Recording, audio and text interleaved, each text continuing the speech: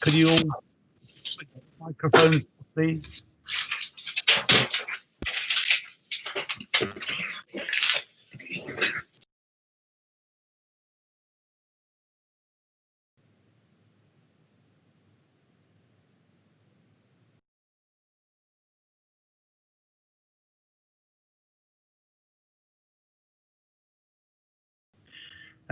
Before we start the meeting, my name is John Halsall. I'm the leader of the council.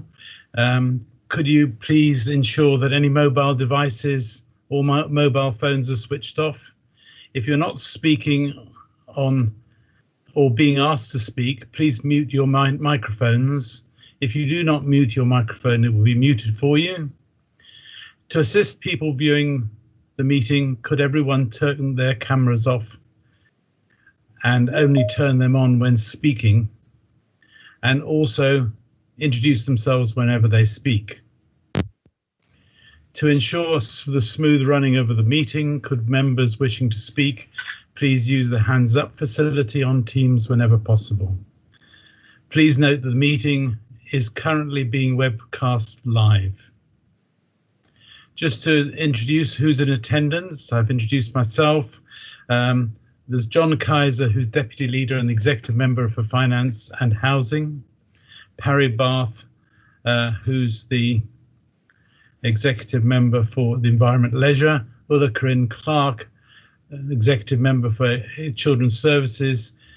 Charlotte Haytham Taylor, the Executive Member for Regeneration. Pauline Jorgensen, the Executive Member for Highways and Transport. Charles Margetts, the Executive Member for Health, Wellbeing and Adult Services. Stuart Monroe, Executive Member for Business and Economic Development.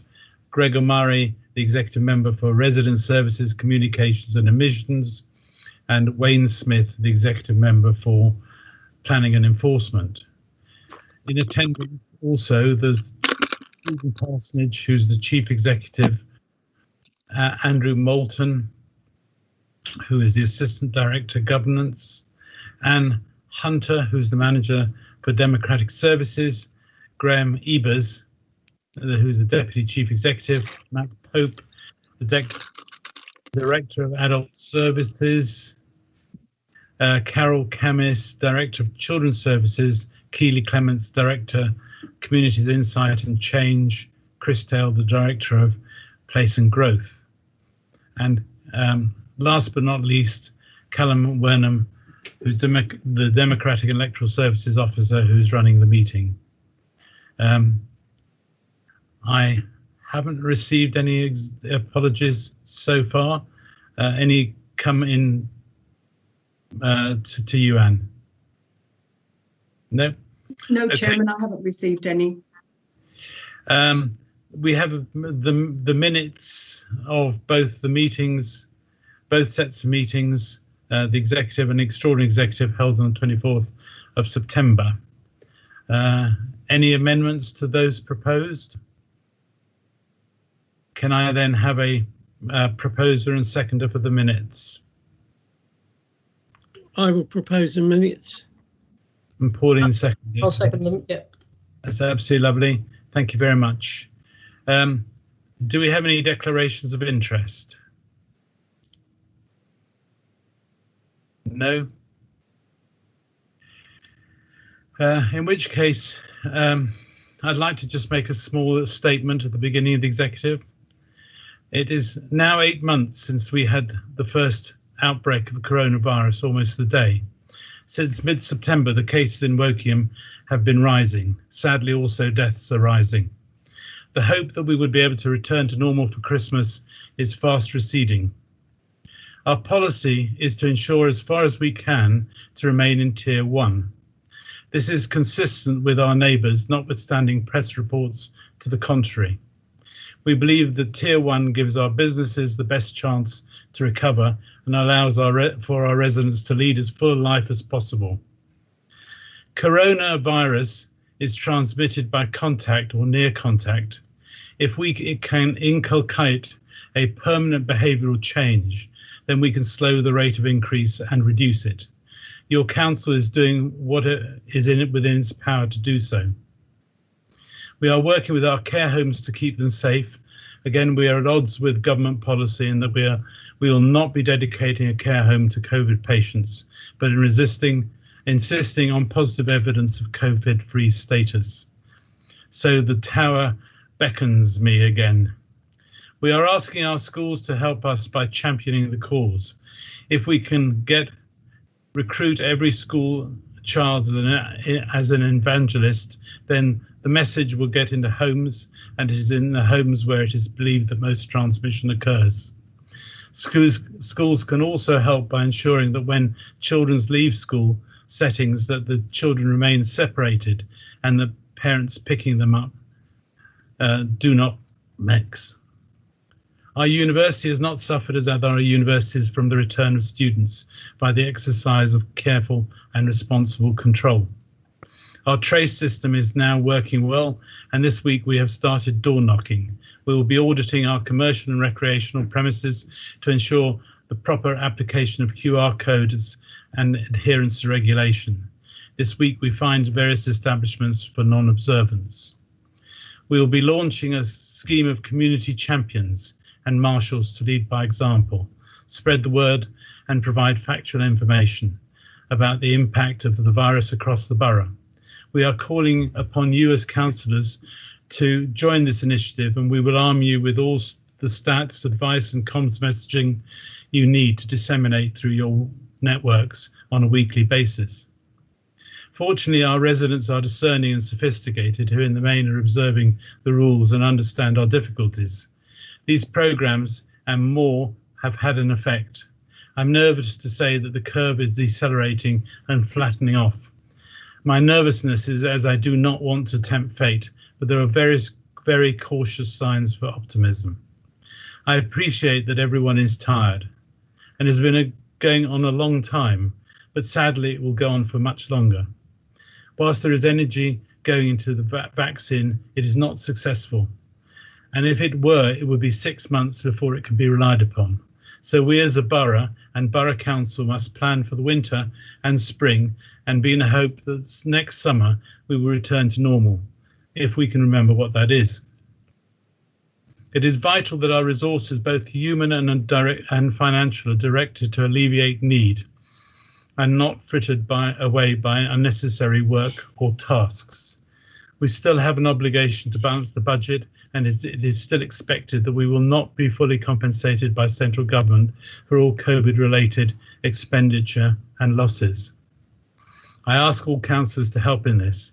We will not be able to do everything we have been doing. For example, residents may have to live with unkempt hedges, uncut verges or a pothole. Councillors will not be able to rely upon the level of attention they've been used to receive. Having said that, we have been at pains to reintroduce the democratic processes as soon as possible. And I point out to the naysayers that some of our neighbours have yet to have a full council meeting, and many of our neighbours are still working on a scheme of delegation. It could be said of Woking that politics have returned with a vengeance, both in the second and third estates. Our task is now to ensure that every resident is safe, secure and not isolated. The key is to guarantee that everybody has a warm home and they have food and medicines they need. The administration has worked very hard to ensure that the homeless in the borough are very low and to ensure that those who are homeless are looked after. We have housed all the rough sleepers except one who insists that he prefers not being housed. We will do the same with poverty, especially food and fuel. We are determined to eliminate poverty in the borough. It is extremely important in this emergency that our residents have confidence in the council. Statements that there are 6,300 children in poverty and rising and that there are 1 in 6 children living in poverty in the borough, we do not believe to be accurate or responsible. The indices are based on housing costs compared to median income and have less to do with poverty and more to do with house prices and structure of employment in the home counties. Poverty measured by reference to median income will be, by definition, always be there. We need to work with a definition of an absolute need, specifically with reference to hunger and warm homes. It is not a position of virtue signalling, but a position of practical help. The borough is measured by the Bioness Index. in the index of multiple deprivation as being the lowest after Hart, which is a district in the table. And this disparity between the highest Blackpool and Woking is huge. We enjoy and have enjoyed the lowest funding of any unitary for many years consequently. It is inconceivable we're the second to lowest in the index of multiple deprivation and the 6,300 children in poverty and rising, or 1 in 6.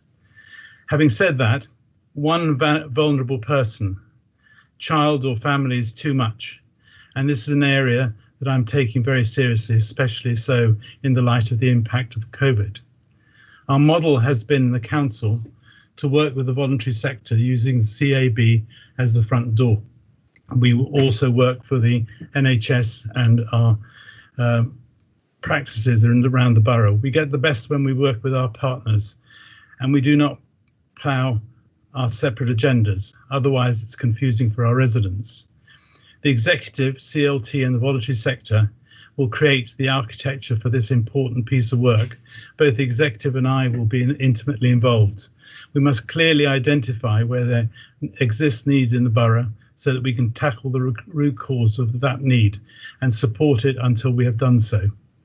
I will consult with the leader of the opposition and keep other group leaders appraised of our progress. We shall hold special executive meetings to authorise a strategy and expenditure as we go along, as this exercise must be at pace. As for this half term, I'm extremely grateful to all the restaurants, shops and pubs who have extended their services for free or subsidised school meals and to food banks and voluntary sector partners. The pressure for the council to extend the food voucher came after it was feasible to undertake this through schools. The council would have had to act unilaterally and without the appropriate notice or case being made in the executive. This could have resulted in another expensive call-in. I want to effectively plan for the coming months and deeply understand poverty in this borough and the causes of poverty. I'm also confident that we can more fully meet the spirit of the government's national food strategy. It must be remembered that although the current publicity has been given to free school meals, the biggest cohort of the vulnerable are likely to be the old, where we may be required to shield again, depending on government policy. It is with this cohort, children and others, whom we will be addressing our poverty strategy. Finally, please help me to help you. Those on this call are councillors, the press and interested members of the public. What you do and say will have an enormous impact on public behaviour towards this virus. Please do not make things up because it's politically expedient or makes a good story. To get through this successfully, residents must have a confidence in the council and the press. Residents must feel that we are doing our best to keep everyone safe, secure and happy.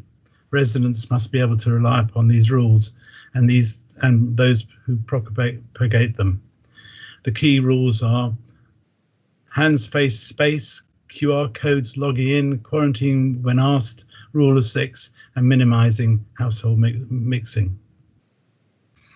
Thank you very much for listening. Keep safe and become an evangelist to the cause. Thank you. So after that, then I would like to go to the public questions. And the first public question is from Keith Carr, who's asked me a question. Keith, if you're there. Keith? Yes, I'm afraid I am here, John. Good afternoon or good evening. The question is straightforward. There's an Equalities Act of 2010, and there's a particular subsection 149 that places a particular duty on the public sector. And that duty, A, is that all public authorities must, in the exercise of their functions, have due regards for the needs to A, eliminate discrimination, harassment, victimization, and any other conduct that is prohibited by or under this Act. Advance equality of opportunity between persons who share the relevant protected characteristics and persons who do not share it. And finally, to foster good relations between persons who share this relevant protected characteristics and persons who do not share it. As the leader of a public authority, you have recently made postings and statements on Black Lives Matter. Do you believe that you have complied with the letter or the spirit of this law? Thank you very much for your question, Keith, and I was delighted to be able to meet you. I'm always pleased to restate the Council's and my position that we are anti-racist, promote equality and celebrate diversity. You are correct in stating that the Council has the legal duty under the Qualities Act 2010 to have due regard to eliminating discrimination, advancing equality of opportunity and fostering good relations, as you set out in your question. The Council is committed to equality of opportunity and delivery of high quality services for all our residents. We seek to ensure compliance with public sector equality duty through policy development, staff training, service delivery, and work with our partners and stakeholders. We are currently reviewing and updating our equality policy with a view to examining how we can improve. You and all residents have my personal commitment that this, together with poverty, remains one of the Council's priorities, notwithstanding the very necessary work we are doing in response to the COVID-19 second wave. Examples of what we have done: we have appointed a Director for Equalities, Keely Clements, and executive member, myself, will be followed by driving action through the Equality Steering Group, which will include the Chief Executive and I. We have produced the Equality Monitoring Workforce Report, which will go to the Personnel Board in November, followed by publishing an Ethnicity Pay Gap report next year. We have committed to zero tolerance of harassment and bullying within CLT, which will come to the Executive in due course. We have signed up to the Business in the Community Race at Work Charter, demonstrating our commitment to ensuring that equality in the workplace is the responsibility of all leaders, managers, and this will be communicated to all at the extended corporate leadership team, manager network briefings and all staff. We take action that supports ethnic minority career progression, and we will support this activity by whatever external resource is necessary. We are working through the implementation of the equality framework for local government in all that we do. The Council has made a commitment to facilitating a discussion on the future purpose of the Independent PME Forum, and this group, as well as the Council's Black BME Employee Group, would be important contributors to future work on equality and act as critical friends. And we hope you will serve on it. We are determined to be a beacon of best practice and good relations. Black Lives Matter in Wokingham. With regards to my postings and statements on BLM, I have previously apologised publicly for any unintended offence I caused to residents who may have misconstrued my comments. I would like to repeat this apology, but I would like also to reiterate my request to you, Keith, and all residents to work with the Council, ensuring all our parts of our community are represented and the voice is heard.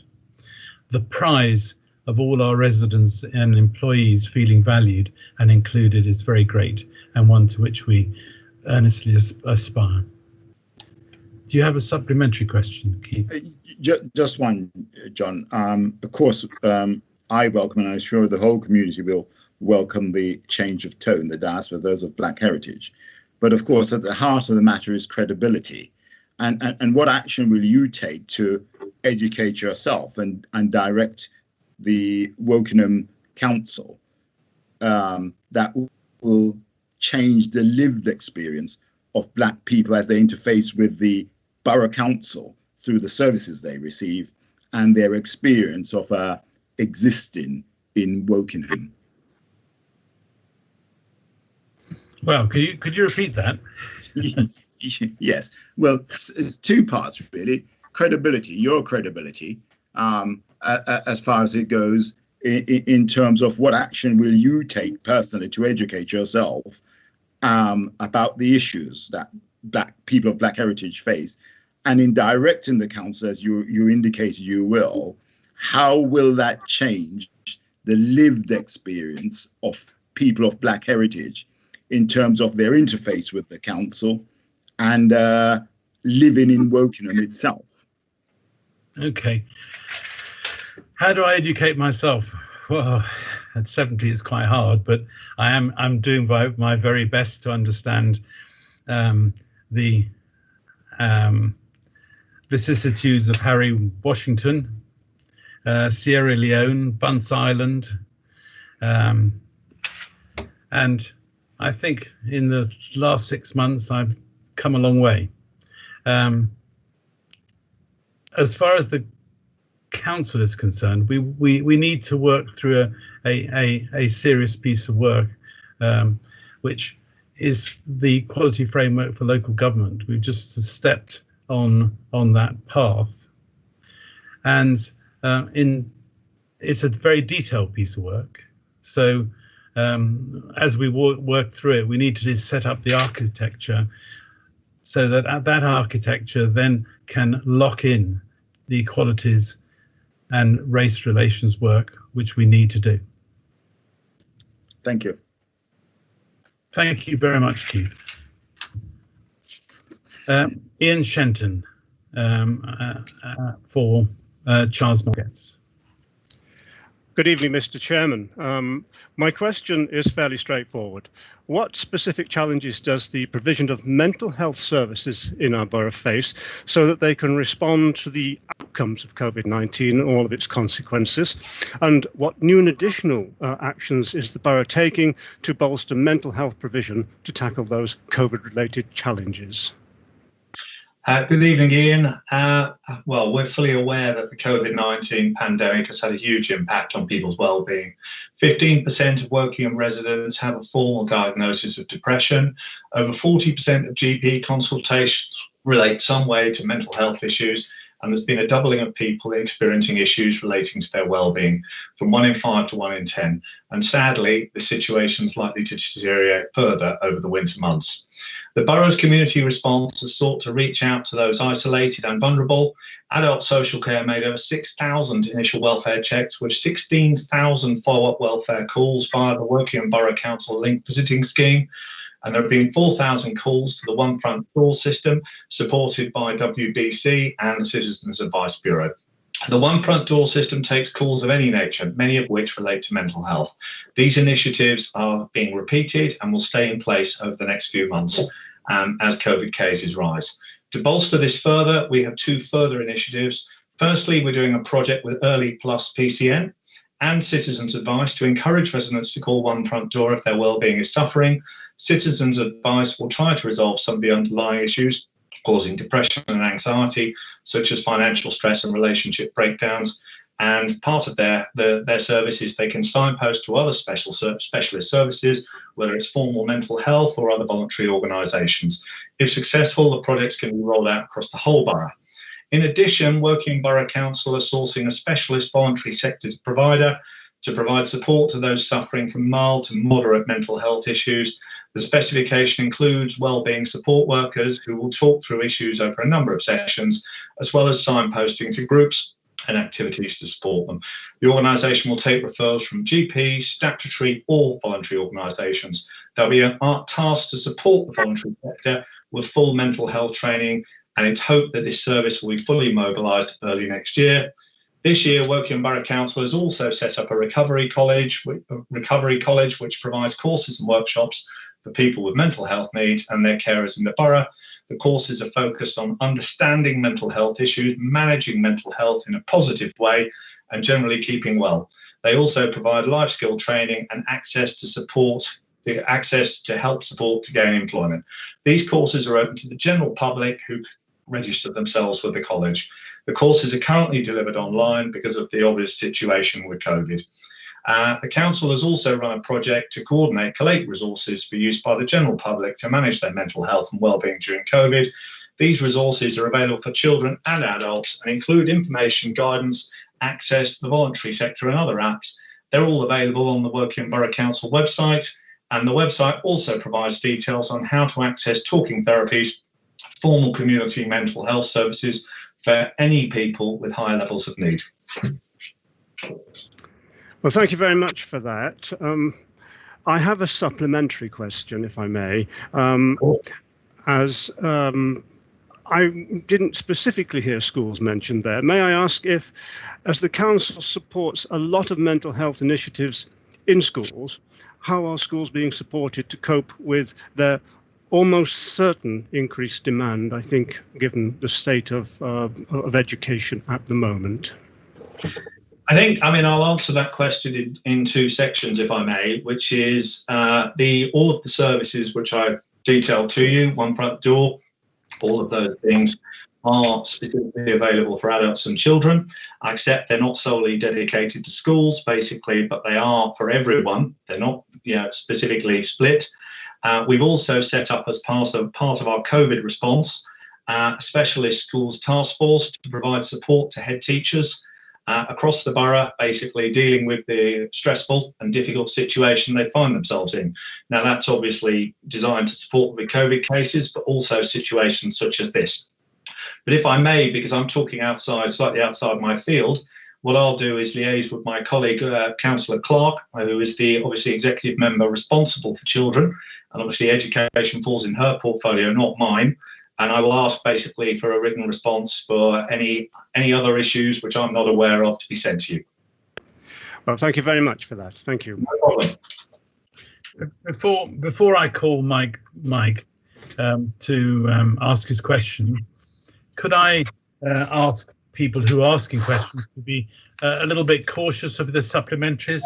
Because we have a lot of questions tonight. I'd like to get through them, but it'll be really tempered with the how quickly we can do it. Mike.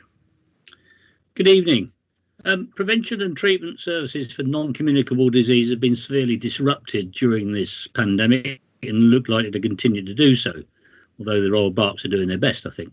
In addition, many people have been skipping tests or visits to the GP, as well as not contacting health services if they feel unwell, either due to fear of infection or indeed to do with just trying to help the NHS, perhaps misguidedly. Are there any groups that WBC has identified that appear to be particularly hard to reach with the public health message about the importance of treatment and getting tests done? And if so, what action could WBC take to reach out to these vulnerable groups, please? Thank you. I would say to you and to anybody else who's listening to this that it's very important that all residents of Woking continue to access routine healthcare and screening appointments, as well as seeking medical care for new and concerning symptoms. We'll all be widely aware, basically, of the continual media stories about cancer diagnosis and cancer cases being taken late because of people not going to GPs and seeking treatment. GPs are open, and we encourage everybody to use them. To promote this message, the public health team at Woking Borough Council has been working on a health promotional campaign, which is very much along the lines of healthcare as usual as a core message. The campaign focuses on four main areas: childhood vaccinations, routine screening for breast, cervical, bowel cancers, pregnancy, newborn babies, seeking help for concerning symptoms, and asking for help with mental health issues, which obviously relates to the question I just answered. These public health messages will be disseminated over the coming weeks through a variety of channels via social media, email newsletters to residents, and the WBC Housing magazine. In addition, there is an active involvement of the WBC public health team in both regional and local work around health and wellbeing in the recovery phase of the COVID pandemic. This work will provide early insight into groups that have been particularly disadvantaged with regard to accessing routine healthcare during the pandemic and allow us to work effectively to address these issues. Okay, thank you. Have you got a supplementary? Oh, yes, I mean, I'm encouraged to hear all the efforts put in, but I'm slightly dismayed that a lot of it is very much aimed at the digital approach. I've got a 86-year-old mother-in-law. She doesn't have email. She can't even use a mobile phone. She's pretty much housebound due to mobility issues. Yes, she's had medical care, which is great, but I'm not sure how the messages would get to her and people in a similar situation, which I suspect there are many in Wokingham. I think basically there's several answers to that question. I did mention digital answers, and obviously in a time of COVID, it's impossible to send people out physically to check on these things. I also mentioned the WBC Housing magazine, which obviously arrives in the post. And I'd refer you to the answer that came up in my previous question, which is throughout the COVID pandemic, the WBC Adult Services team has been regularly ringing people who are in need or classified as vulnerable or shielding to check on their welfare, basically to address any issues and to try and provide resolution and support. And the statistics for that were in my last answer. 4,700 people were ringing and many thousands of phone calls. And the aim of that is to try and reach people like your mother and people anywhere there otherwise who may need our help. Okay, thank you. Thank you, Mike. Thank you, Charles. Phil Cunnington, please. Thank you. My question is to the Executive Member for Resident Services, Communications and Emissions. My question is Recommendation 7 of the Climate Emergency Task and Finish Group calls on the Council to include progress of measures aimed at reducing consumption emissions coming into the Borough. Other than asking residents to buy less, what can be done to reduce emissions that seem to me to sit outside of the Council's control? Thank you for your question. I really appreciate it. Communities consume thousands of different types of products and services every day, and the emissions associated with these are affected by the numerous decisions that we also make every day. A study in 2018 by the University of Leeds, University of South Wales and ARUP revealed that individual consumption-based greenhouse gas emissions are highest in Europe, North America and Oceania, between 10 and 25 tons of carbon per capita. Household consumption categories include capital, utilities and bills, food, transport, clothing, furnishings, household equipment, restaurants, hotels, recreation, culture. Although through understanding these supply chains, businesses and residents can potentially influence their carbon emissions, the scale and complexity of measuring and monitoring consumption emissions is considerable, going beyond the Council's sphere of influence and our available resources. Woking Borough Council believes residents have great insight into the challenges presented by addressing these emissions and understand that the way to address this is through making informed purchasing decisions.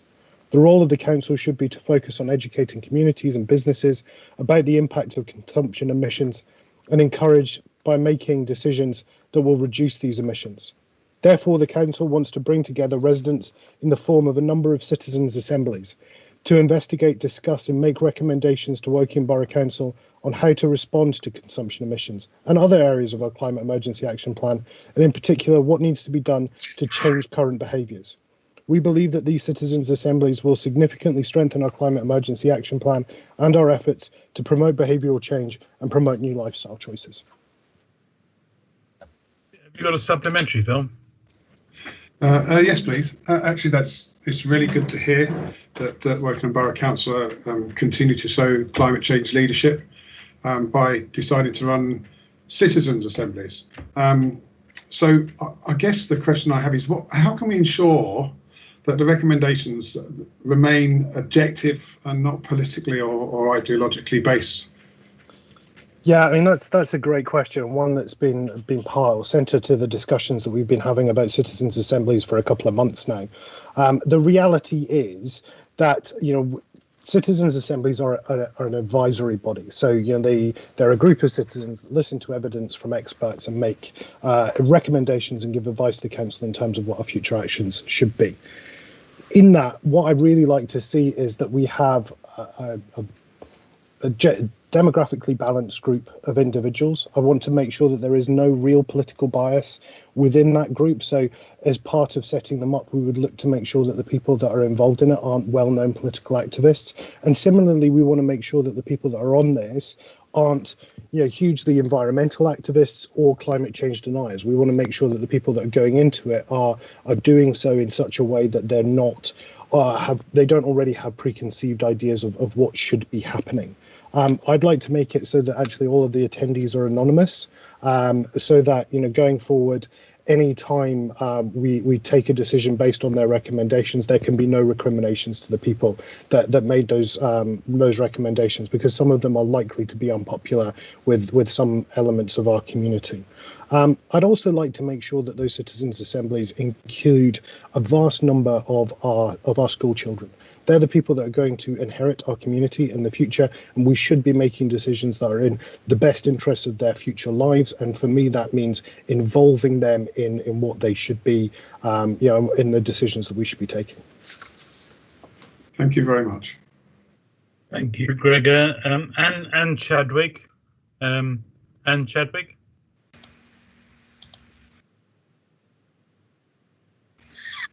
Hello, Anne. Hello, sorry. Just your question to Gregor. Yes. My question is, as part of the Council's commitment to planting 250,000 new trees, has Wokingham Borough Council considered applying for Tree Cities of the World status and cementing the role of tree planting and maintenance in the Council's annual activities? Thank you for your question, Mr. Chadwick. That's another fantastic question. Wokingham Borough Council is very keen to attain Tree Cities of the World status.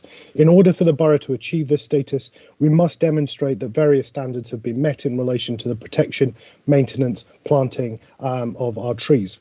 The first step towards achieving this recognition in Wokingham is underway through the proposals to plant an additional 250,000 trees within the borough.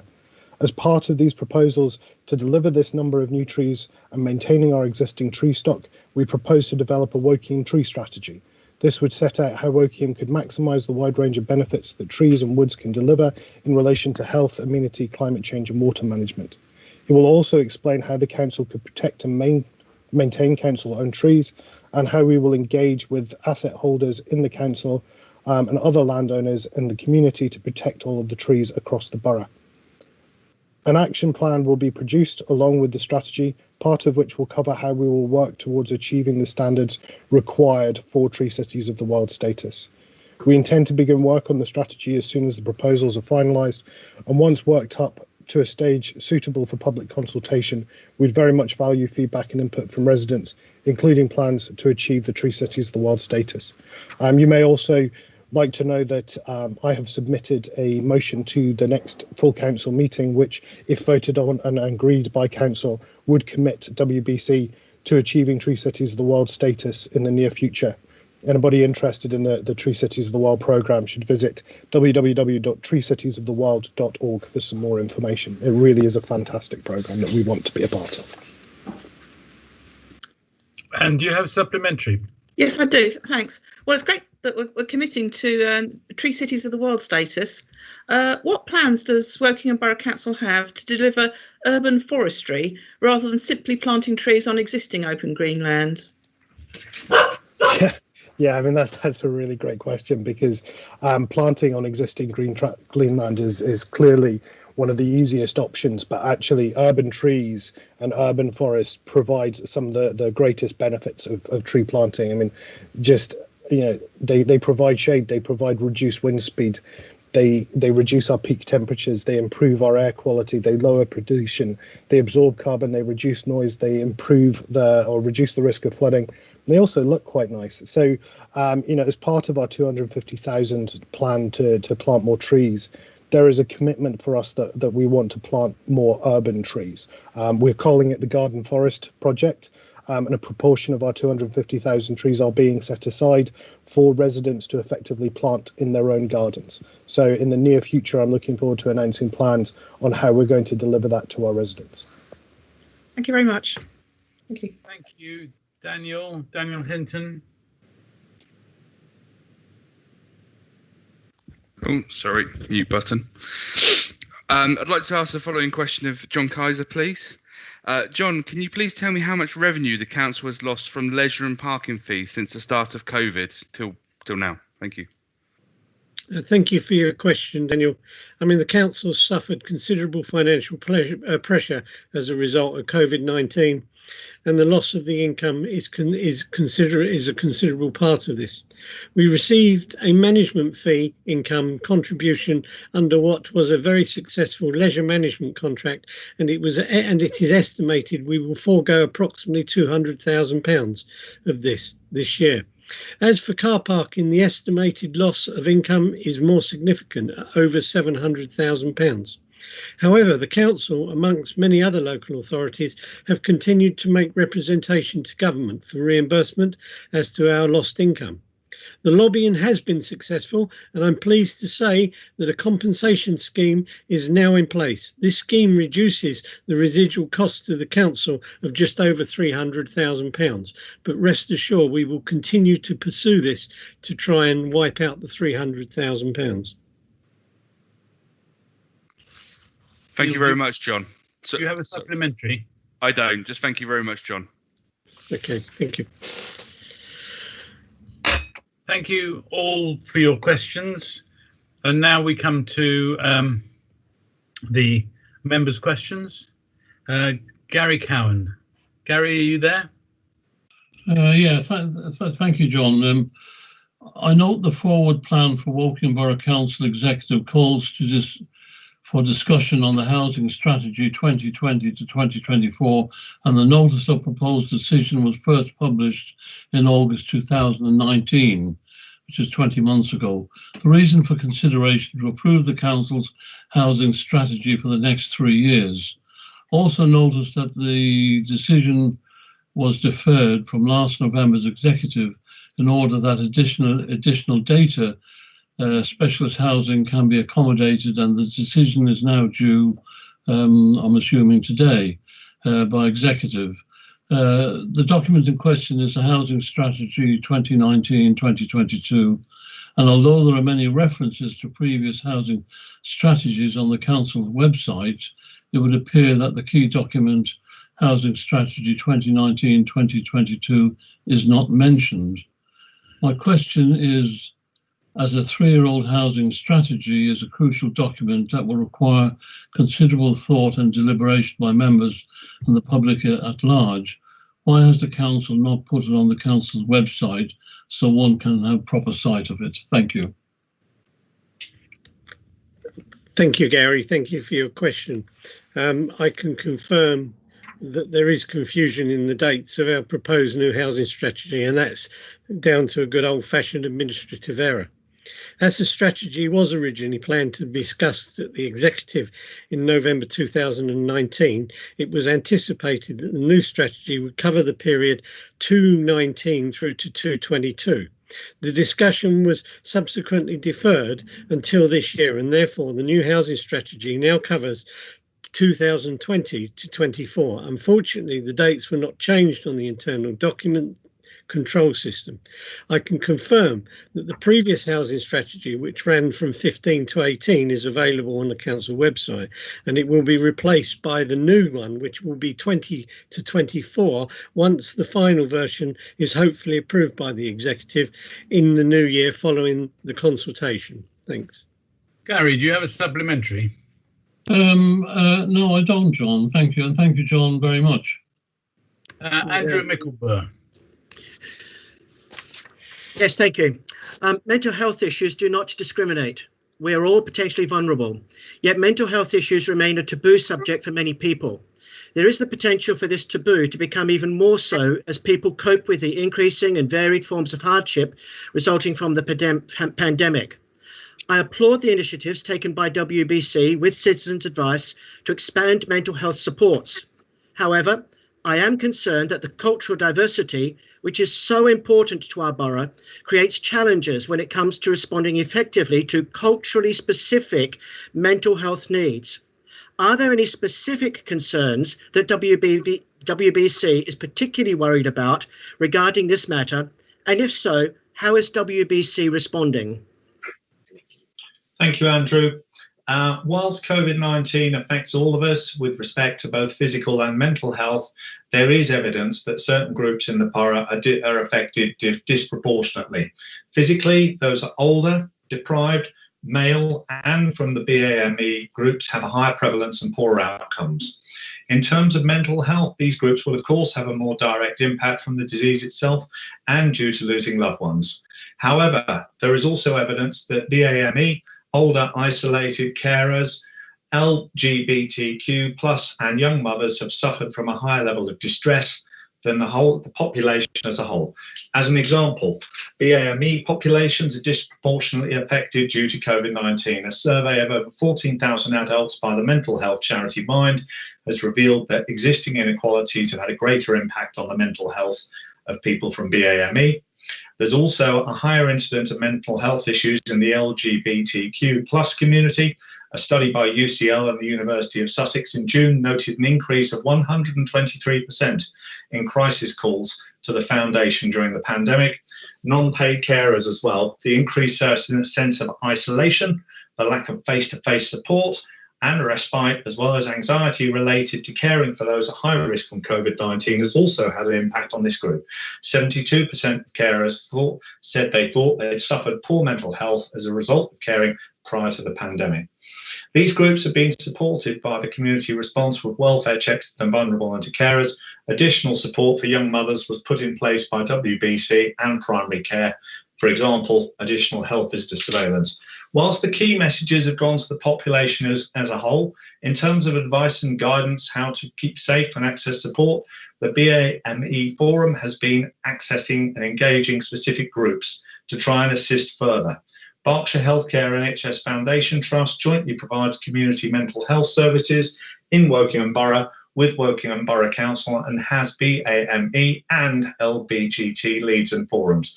The Trust are committed to improving access by hard-to-reach groups and are connecting to local community groups in Berkshire to assist people in accessing and navigating the mental health services systems. Thank you. I do have a supplementary, if I may. Thank you for that response and for demonstrating that our council is being proactive in this matter. I am wondering, given the importance and complexities of culture and mental health, whether the council could also consider a range of additional measures. For instance, exploring further best practice in this area, particularly in the context of COVID-19, innovative approaches to reach out and better understand some of the cross-cultural mental health issues and needs, and perhaps engaging with some of the specialist voluntary sector organisations with specific expertise in cross-cultural specificities of mental health. Thank you. Thank you, Andrew. I think we are trying to be proactive and we are trying to listen as we go along and basically to make sure we do the best job possible for all of our residents. And if you would be so kind as to email me with any suggested groups, basically, or approaches, I'd be more than happy to take it up with the relevant officers and ask them to make sure these people are included. You know, we've tried to design basically one approach for all, but it's important to us that nobody's left behind. And everybody, the views and opinions of all residents go into what we're doing. So please email me directly. I'll be taking it up with the officers for you, and I'll be happy to come back to you on progress, basically, and seek your feedback. Thank you very much indeed. Tahir, you got a question for me? Okay. Good evening, everyone. I thought the question was for the member for health, wellbeing and adult services, but I don't mind who answers it. A number of cities and towns, including Glasgow, Leeds, Cheshire, for example, have established poverty truth commissions.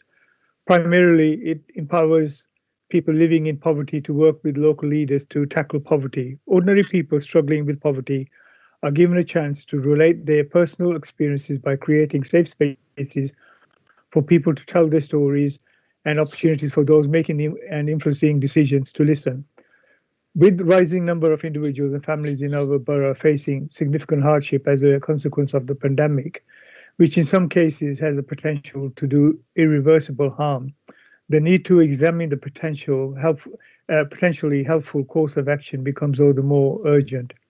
Is Wokingham Borough Council prepared to participate in a poverty truth commission to build on a principle of collective decision making to create meaningful and long-term solutions and tackle poverty between those people who lived experience of poverty and those in position of influence? Well, thank you very much. I covered much of your question in my statement previously. However, the Poverty Truth Commission work that has taken place in those towns and cities appears to have been a valuable way to bring individuals and organisations together in conversation seeking to achieve progress in addressing the complex issues of poverty.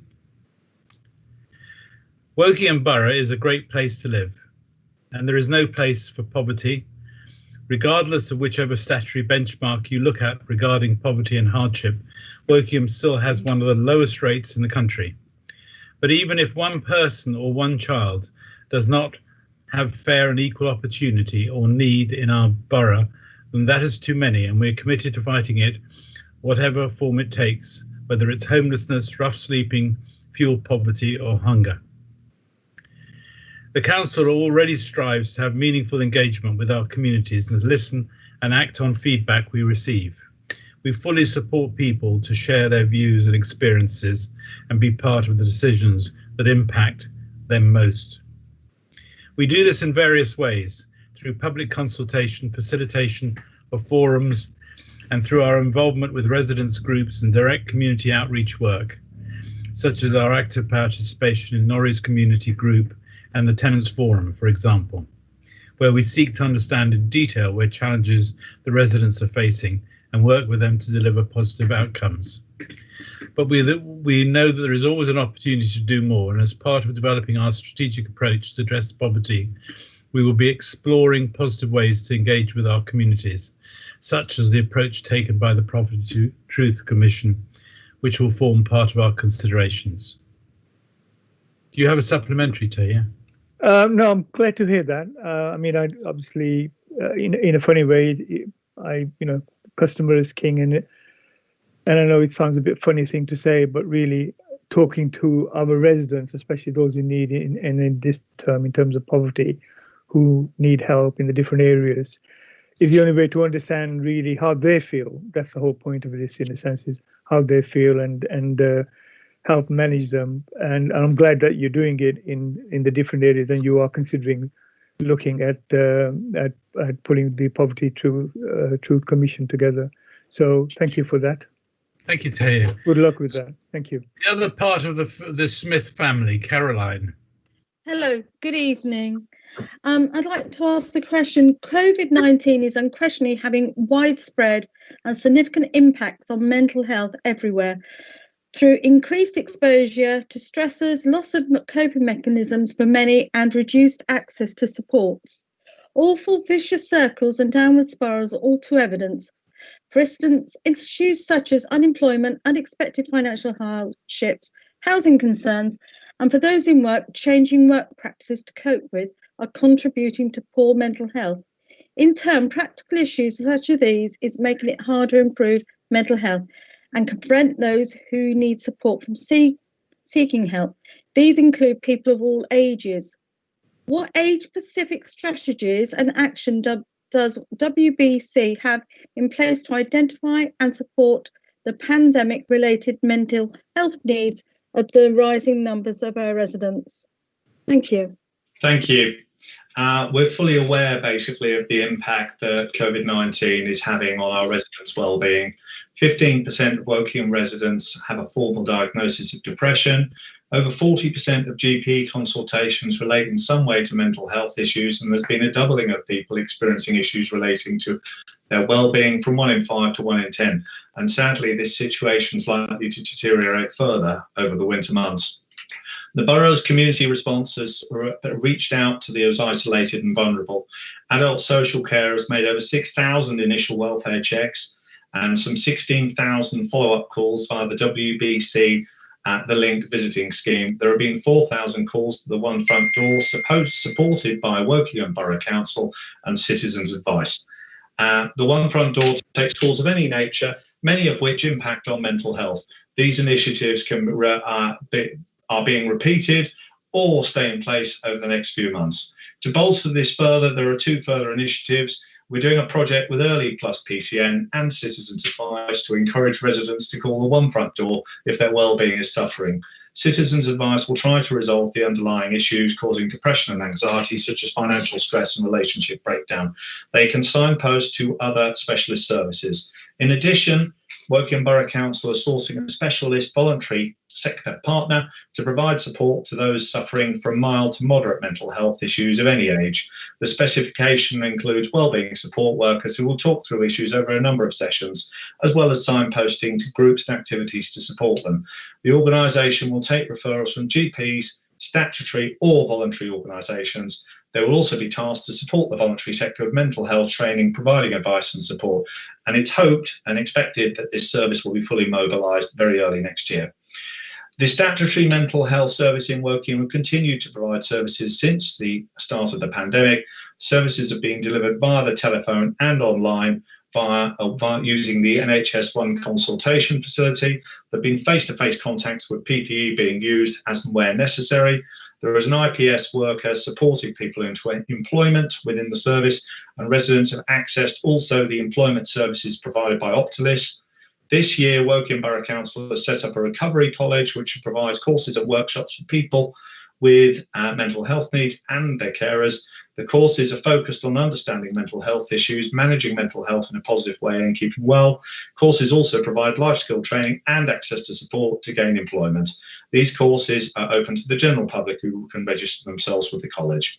The council has run a project to coordinate, collate resources for use by the general public to manage their mental health and wellbeing. These resources are available for children and adults. Obviously, the phone calls, which I mentioned earlier, have been targeted in particular at those shielding and who are vulnerable, basically who've been isolated during COVID. They're available via the Woking Borough Council website, and the website also provides details on how to access talking therapies and formal community mental health services for those people with higher levels of need. And sorry, it was such a long answer. No, that's all right. Thank you.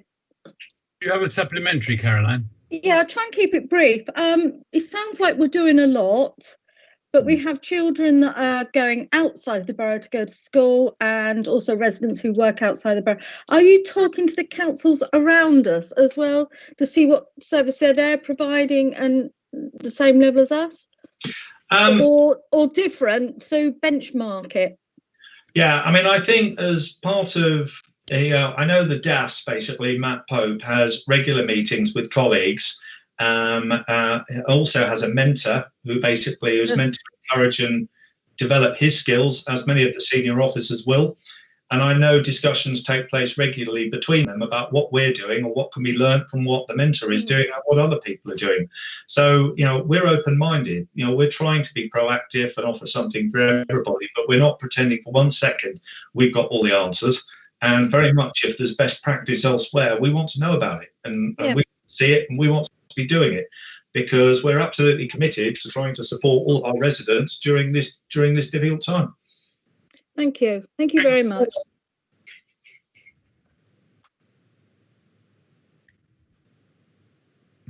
Chris Bowring.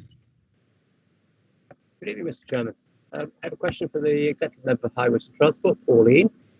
Could you give me an update on how our road resurfacing project is progressing? Hi, Chris. Thank you very much for your question. Woking Borough Council has invested £6.1 million in its 2021 road resurfacing programme, with over 100 roads earmarked for resurfacing or treatment to prolong their life. The roads have been selected based on our comprehensive surveying of all the borough's roads by our highways teams, and that means that we spend money on the roads which most need our attention.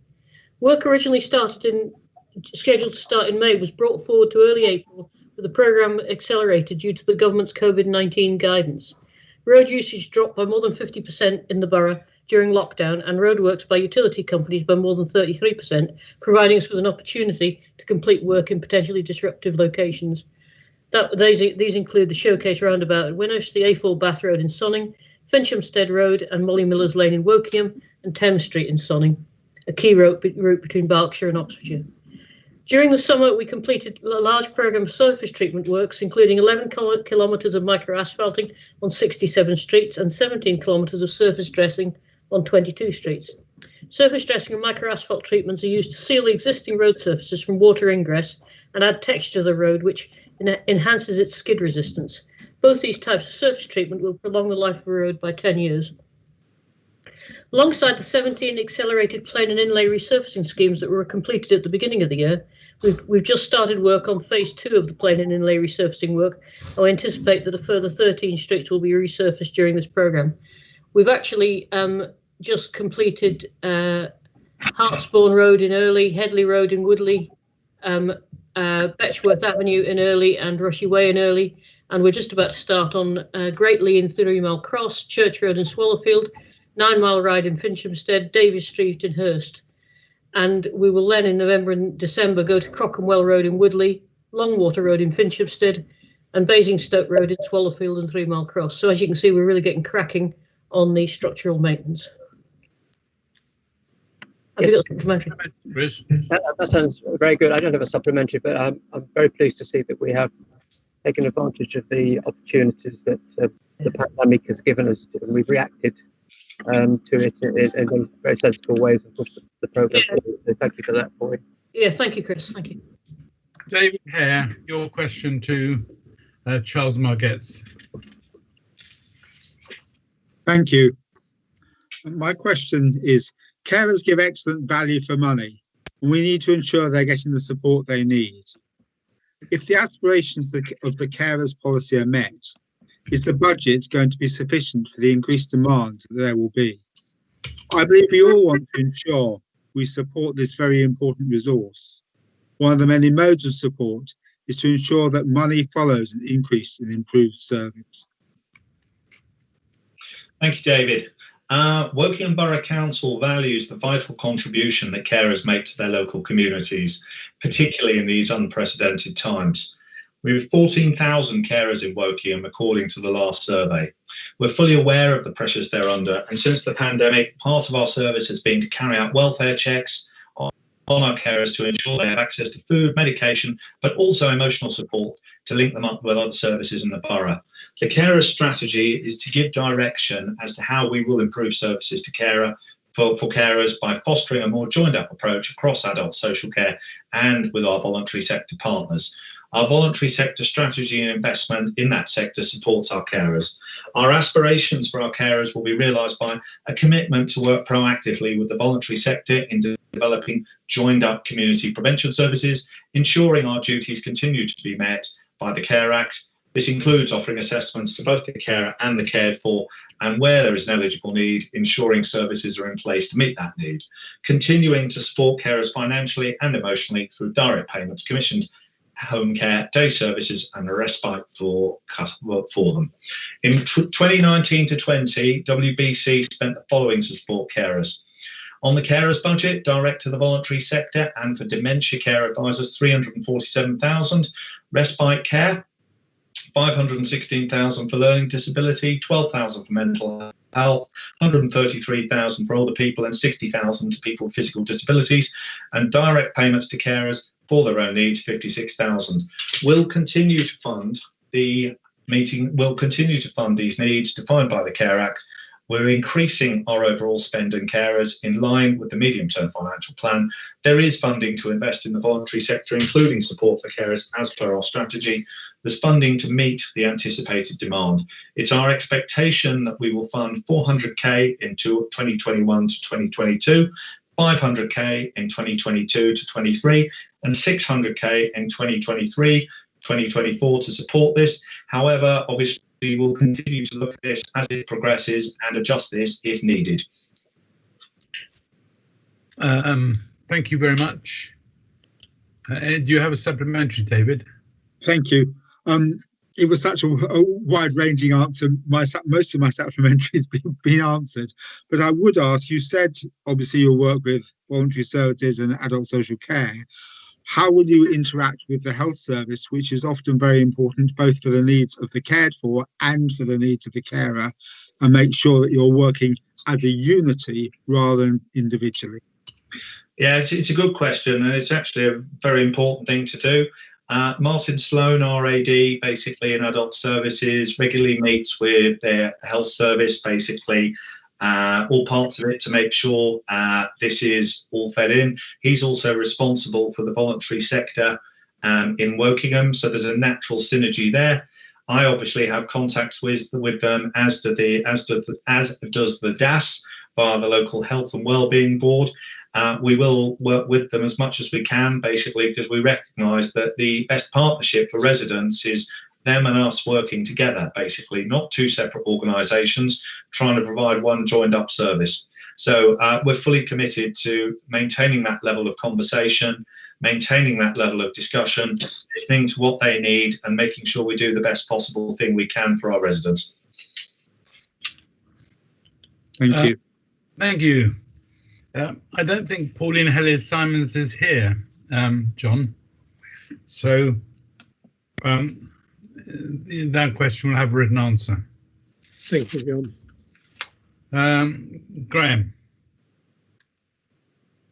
Graham Howe. Thank you, Chair. My question is for the Member for Finance and Housing, John Kaiser. I believe our housing companies, in addition to delivering affordable homes, have made a profit, in which case, how much?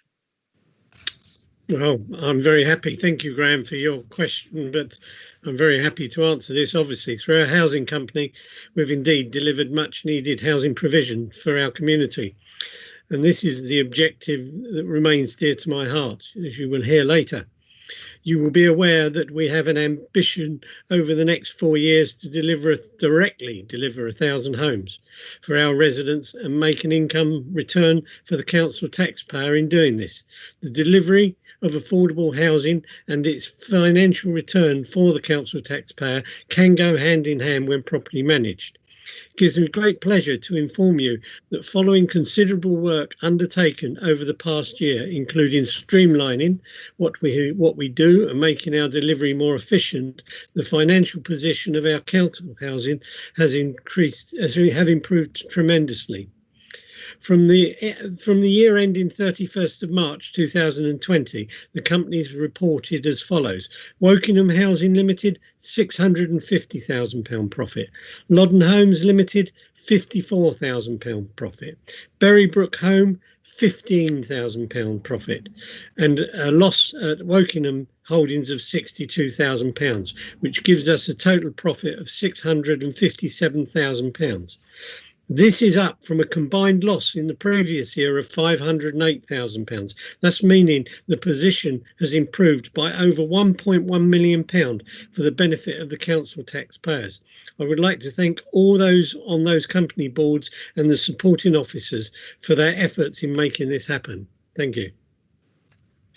We have run out of time with questions, but in the interests of democracy not being dead, as is almost always suggested, please, Prue, ask the. Thank you, John. I'll shorten it so it doesn't take up too much time. So this is about the housing strategy, which looks at them getting the maximum amount of affordable housing we can. But unfortunately, the government is proposing changes which would actually reduce our ability to deliver affordable housing. If the government's proposals are implemented, what will be the impact on the deliverability of the housing strategy? Okay, thank you, Prue. That's a very good question. Wokingham Borough Council has been very successful over the recent years in delivering high numbers of new affordable homes, working with our housing companies, housing association partners and developers. Through our last housing strategy, we delivered 1,182 new affordable homes, and alongside our ambitious targets through the Housing 145 initiative, expect to deliver at least another 800 new affordable homes through this period of this new strategy. However, there is no doubt that the government proposed reforms will reduce our ability to meet these targets and secure the much needed affordable housing for our residents, so have strongly objected to many of the government's specific proposals. For example, while we recognise the new First Homes proposal may be an affordable option for certain proportions of our residents, we objected strongly to the government setting a requirement to provide them with 25% of any affordable housing provision on new sites.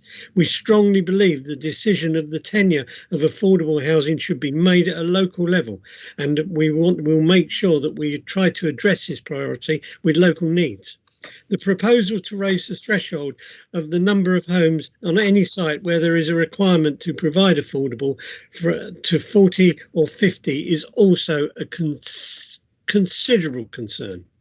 In Wokingham, we've been successful in justifying affordable housing thresholds below the national minimum level and adopted a low threshold of 5 dwellings. This has not resulted in any reduction in any new housing development in the borough, or I would add the profits for the developers. We have also expressed concern that the value captured by the proposed new infrastructure levy will not be sufficient to cover the cost of the infrastructure, let alone infrastructure and affordable homes. Would be likely the council would having to make a decision between the two rather than delivering the both, which is of course unacceptable. The summary of our view is there is no justification for developer contributions to contribute less towards affordable housing, even on a temporary basis, while building new homes remain viable. Therefore, the government should think again. May I have a quick supplementary? Yes, well, I absolutely agree with everything John said. I do recognise it's awkward for you as a Conservative administration to be challenging a Conservative government. Can you tell me what support you've had from the area's 4 MPs? I think I should answer that question. Yeah. You know that we've been in the forefront of opposing the government's white paper, and I've had full support from all the 4 MPs, including our Labour MP. I've been quite stunned by the support that they've given us. You will have seen James Sunderland and Theresa May in Parliament. I have. So all I can say is so far so good. I've no idea where it's going to go, but we've done our best, and we will do more, and we will continue to do more. Thank you. Well, I can promise. Thank you very much, Prue. Imogen. Hello there, John. My question is an easy one. How lovely to see you. I can't see you, but how lovely to see you if I could see. I can see you now. You can see me now. You should be able to see me. Thank you. Yes. Now I've lost my page. Where was I? Okay, it's very quick. The revenue monitoring report is still reporting problems with an overspend on home to school transport. If local children have not been attending schools during lockdown, then why is there still an overspend in this area? This is about the report that we were talking about later on in this evening. Imogen, as a matter of fact, the schools were open during the summer term. They were open for key workers children and for children and young people with special educational needs and disabilities. Addington was fully functioning all the time. The council has contracts with a number of providers to transport pupils to school, and payments were made under the Cabinet Office's procurement policy note, supplier relief due to COVID-19. So that ensured that they were all kept in business.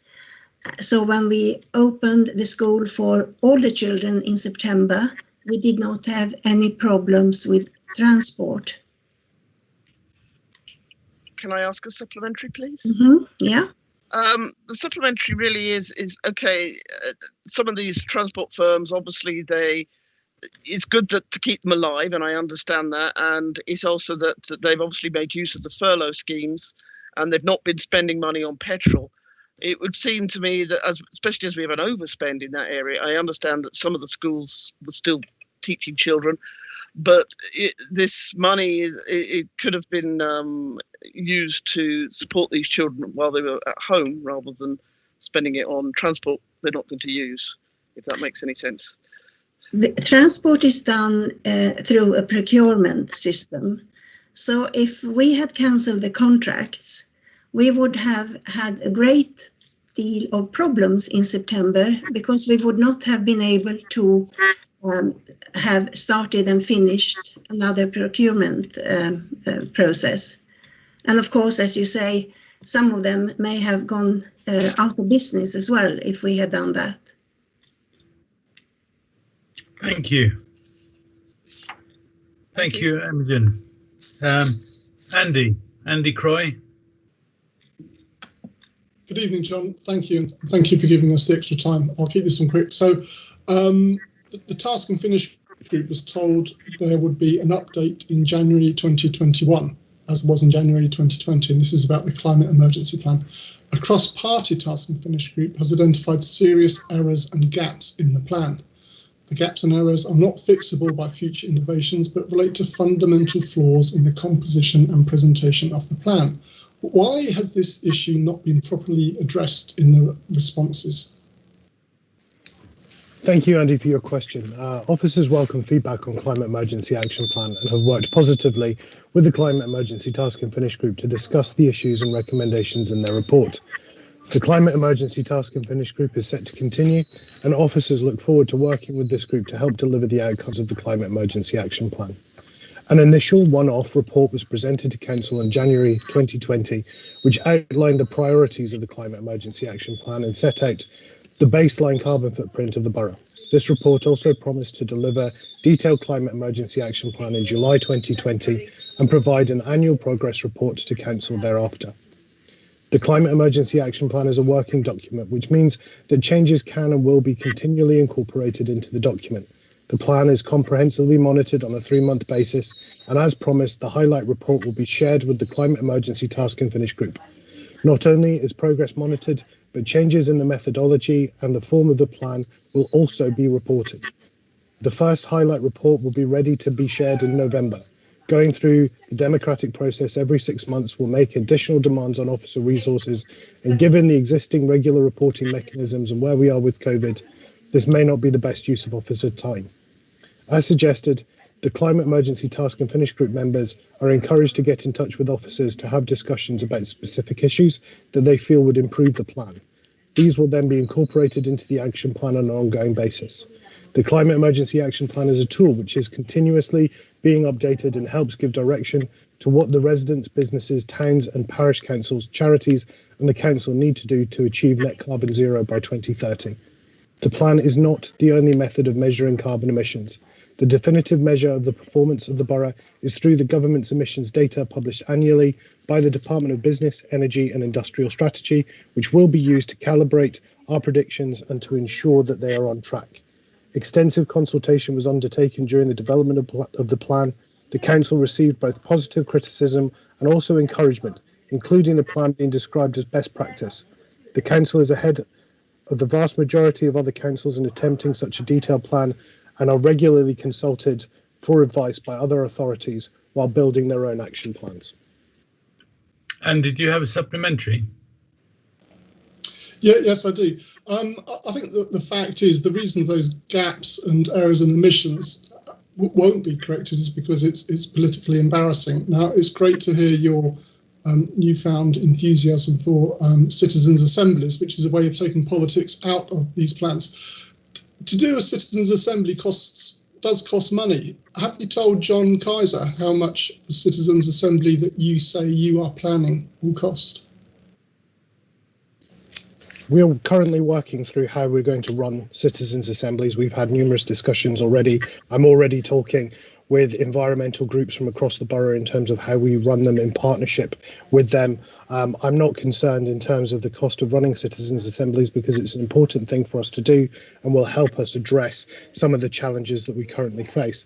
But in terms of some of the gaps that are also in our plan, you will have seen the Prime Minister announce earlier this month that by 2030, all homes across Great Britain are going to be powered by offshore wind farms. Now, domestic electricity accounts for 71,000 tonnes of our carbon footprint as a borough. So that's 71,000 tonnes that we can now build into our carbon budget, that we can remove from the work that we need to do, and our carbon emergency action plan continues. So, I've always expected that our action plan is going to ebb and flow. I've always expected that at times we're going to have gaps and at other times we're going to be over our target. That's how things like this work, especially from 10 years out. So I'm confident that we're going to be able to hit our target. Thank you. Abdul, last question. Last question to me. Yes, thank you, John, and thank you for the extra time you kindly allow. Right, my question to you as a leader of the council, the creation of the carer strategy and its priorities were developed with carers and providers in a collaborative way. Do you agree that this is a very successful and valuable approach to ensure our residents are able to access the support they need, and that we should look to apply this model to address other issues facing our community? Thank you very much, Abdul. I agree. The approach taken with the carer strategy is an excellent example of how we can effectively work together with our partners in the voluntary sector and the community sector, as well as our health partners. We work in partnership with the NHS, the CCG and our local GPs alongside the voluntary sector, who are also playing a vital role in tackling loneliness and mobility, and it's hoped that this will also be expanded shortly into mental health. Indeed, this is how we've worked in our response to the pandemic, and this would be a very good approach to tackling the issues of poverty across the borough. Partnership has played a vital role in our response to the pandemic, and residents can access a wide range of advice and support through the one front door via Citizens Advice Bureau. Citizens Advice Woking, I should say. Our priority and focus at present must be on our response to the pandemic emergency, but that doesn't mean we are complacent about other issues facing our communities, such as the issue of need and poverty. Regardless of whichever statutory benchmark you look at regarding poverty and hardship, Woking still has one of the lowest rates in the country. But even if one person or one child does not have a fair and equal opportunity in our borough, that is too many, and we are committed to fighting this. We're already doing a lot to address this issue, and we're not starting from scratch. For example, we've made good progress in addressing the drivers of policy through maximising affordable housing, providing good quality council housing, and addressing homelessness and rough sleeping to ensure that people have access to safe and secure accommodation. Another example is through our outreach work, often in partnership with voluntary and community sector. We support our residents to lead self-sustaining lifestyles, including addressing food insecurity through initiatives such as Grub Club and Social Bites. Notwithstanding this positive work that has been taking place and is being strengthened in response to the pandemic, we know we can do more to ensure that those who really need our support can get it. We are therefore looking to establish and facilitate a partnership to tackle poverty, like the model used in the development of the carer strategy, which will also lead on developing a joint strategy for the borough. Abdul, do you have any supplementary? No, thank you, John, for your details answers. Appreciate it, and thanks for the time. Thank you. So, thank you very much for the questions. And we now go on to, that's the end of the questions, to consider the report from Overview and Scrutiny. Gregor. Thank you, Mr. Chairman.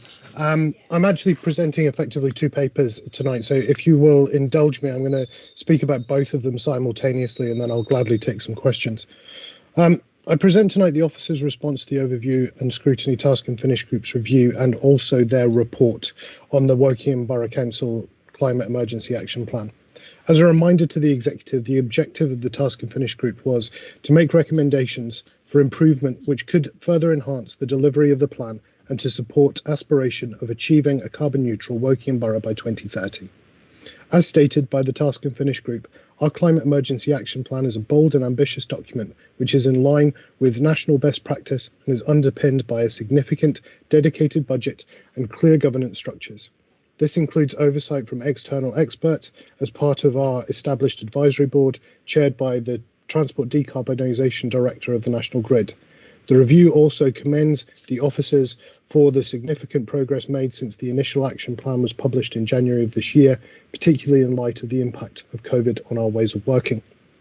The cross-party Task and Finish Group met 7 times, and following their thorough review, which included external insight from Professor Paul Chatterton, a leading expert in climate change at the University of Leeds, and also written evidence from the Thames Valley Berkshire Local Enterprise Partnership, they formed 14 recommendations. I'm pleased to report that on the whole, The recommendations were accepted by the officers, subject to a few cases where additional reasoning has been added. To summarise, we are agreed that developing a 2030 vision of carbon neutral borough would be a positive step forward and would like to work with the cross-party working group, our advisory board and a community citizens assembly in order to shape this vision. We are agreed that action plan should recognise the role of non-CO2 greenhouse gases in climate change. The primary focus of our work, though, will be in line with the Committee on Climate Change report that we should primarily seek to address CO2 emissions. We would not agree, however, that the carbon saving from sequestration actions should offset the impact of other greenhouse gases rather than CO2, as they are carbon saving from sequestration. We are agreed that climate emergency actions not be detrimental to other priorities such as air quality. We are agreed that the council decision reports include sections on climate emergency impact to ensure the issue is mainstreamed into the decision-making process. Subject to resources, we will endeavour to commission an independent carbon accounting audit of our targets, methodology and underlying assumptions. The full methodology for our carbon accounting, calibrated to the Department of Business, Energy and Industrial Strategy annual CO2 emissions data, has been published already. We recognise that the action plan is a living document, and as such, new planning tools, ideas and carbon reduction initiatives will be added over the next 10 years, while others will drop out. As part of each annual review, we will publish what is new to the plan and what has been removed, and the carbon impact accordingly. For example, earlier this month, the Prime Minister announced that by 2030, all homes in the UK will be powered by offshore wind farms. This initiative will have significant impact on our action plan and carbon budget, which will be included when the next progress report is presented to Council in July 2021. We agree to include estimates of carbon consumption emissions into our action plan from the next annual update. While consumption emissions are almost exclusively outside of the Council's sphere of influence and control, we are looking to conduct a citizens' assembly to review the impact of consumption emissions on our borough and to make recommendations on the levels of commitment and the borough behaviour change required by local businesses, residents and other stakeholders to deliver a reduction in this area. As part of the low carbon transport strategy and other initiatives, smart objectives will be utilised to ensure visibility of what is required, by whom and by when. Once our plans for the Green Bank are fully developed, we will present a report to the Overview and Scrutiny Management Committee for review and input. I'm not prepared to present a timescale for this at present. The report will be presented once the programme is ready to be made public. We are happy for the ONS Management Committee to scrutinise the impact of the local plan update on the climate emergency once the impact of proposed government policies have been finalised and can be worked through. We will publish details of land available for sequestration projects once town and parish council opportunities have been established. We will include in the report going forward a section on Woking Borough Council's progress to becoming a carbon neutral organisation. Acknowledging the likelihood of success and failure of any of the actions, though, is completely subjective exercise. We agree that this programme requires additional in-house support. We're reviewing resource options right now in light of COVID and its impact on our budgets, but team strengthening is a high priority for the next year. We have already begun a much closer working relationships with our town and parish councils and look forward to engaging with them more in the coming months. Mr. Chairman, I'm delighted that this cross-party group recognises the work that has gone into the action plan, that it is bold and strong and compares highly favourably to those of other local authorities, including those of some large city authorities. I'm pleased and encouraged that nationally recognised climate experts have validated our work, our progress and our plan. Benefit to the officers and myself, on behalf of the officers and myself, I'd particularly like to thank the members of the cross-party working group for their diligence and dedication in their review, their open-mindedness to the information presented, and for the quality and calibre of the recommendations that they made. Climate emergency is a hugely complex and significantly detailed field of work. The Tasked and Finished group, councillors Swaddle, Baker, Croy, Mickleborough and Richards, and the officers involved in drafting both of these documents deserve a huge amount of credit and a huge amount of thanks for all of us. I recommend that the Executive approve the officers' responses contained within this report. Thank you.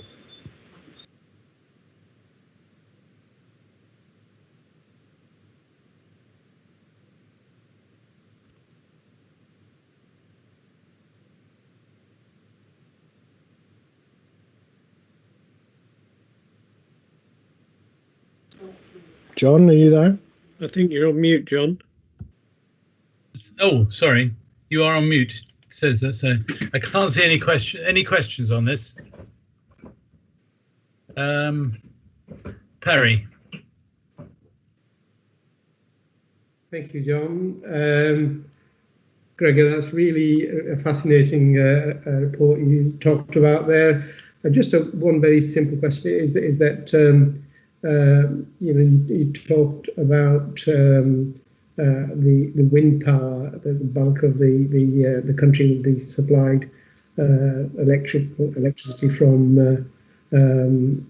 the wind power side of things, and I'm just wondering whether on a very less windy day, would we be relying on conventional sources of power? Well, I'm not fully party to what the government's plans are in terms of offshore wind, but the commitment that the Prime Minister has made is that by 2030, all domestic properties across the UK will be powered by offshore wind. Now, that's an absolutely fantastic commitment to make to the country. For us as Woking Borough, that will save us approximately 72,000 tonnes of carbon per year. What it also means for us, though, is that the initiatives that we're putting in place for things like our own solar farms, we can then use the energy that comes from them to power our schools or power local medical facilities, or to power businesses or leisure facilities. So it's an absolutely fantastic opportunity for us. One thing that we do need to keep in mind, though, is that as we progress towards all of our houses being powered by offshore wind, we're also going to have a strain on the national grid from the introduction of more electric vehicles across the borough. And so we need to find a solution to power those vehicles that won't also then require maintaining our current sources of electricity. And those are the things that we as a group are going to be lobbying government on behalf of our residents to do. John. Thank you very much, Chair. I just wanted to say there was a discussion earlier on with regards to how we fund this. Well, when we took on affordable homes, our affordable home companies, we've managed not only to deliver affordable homes, but also to make a profit. With plans that we've got to generate electricity in the borough, I think we could probably generate the profits from that as well. And of course, I'd like to think a proportion of those profits will be ploughed back, working with Gregor, into our climate change agenda. Thank you. Any other questions? I think it's an absolutely splendid report, Gregor. And may I make the recommendations as a whole? If the executive is prepared to agree to the recommendations, I'll do it in reverse. Anybody against? Any abstentions? No, then that's carried. Thank you. John, revenue, budget and monitoring. Yes, thank you very much, Chair. This is a suite of reports that come to the executive on a quarterly basis, and actually, can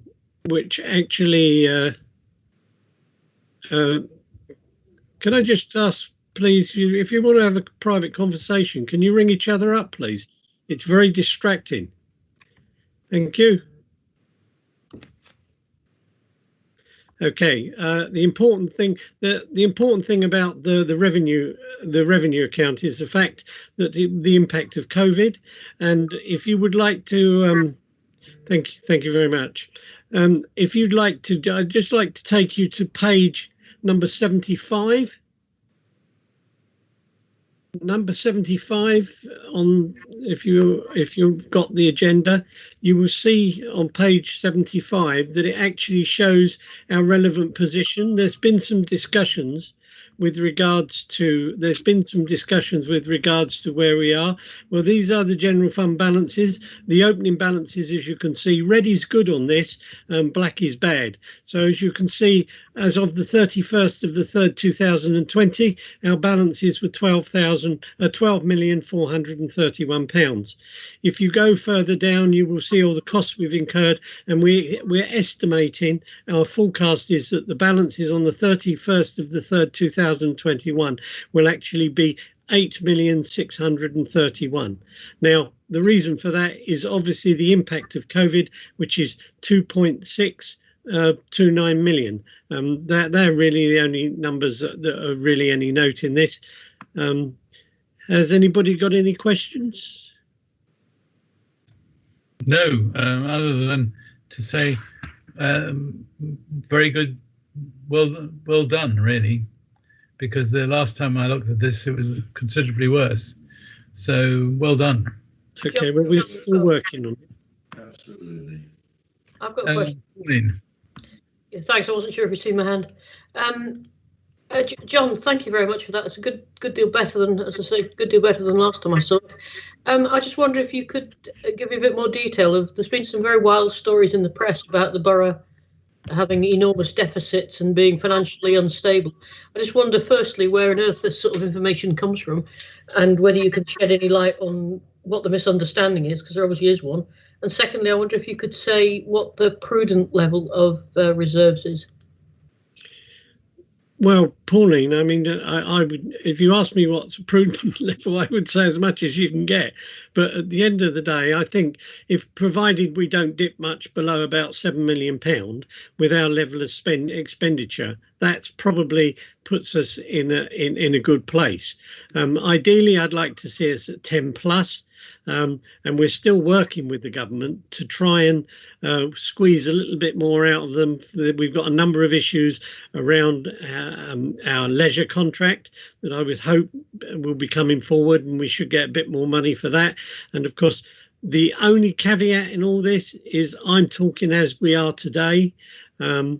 If we go into another lockdown, if we find ourselves in a position where we've got to provide facilities, foods and services outside what we normally provide, and we don't get any government support, that will obviously impact this.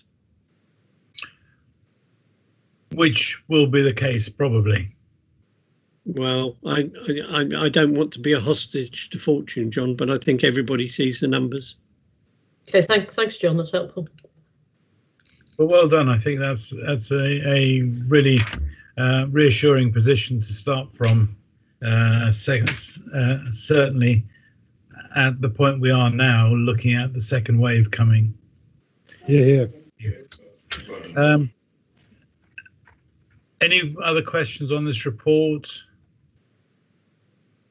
So we need to note the report. Can I have any abstentions? Anybody against? So report noted. Thank you very much, John. The capital monitoring. Yes, thank you. This is the second part of this suite of reports. Again, there's no real shocks in it.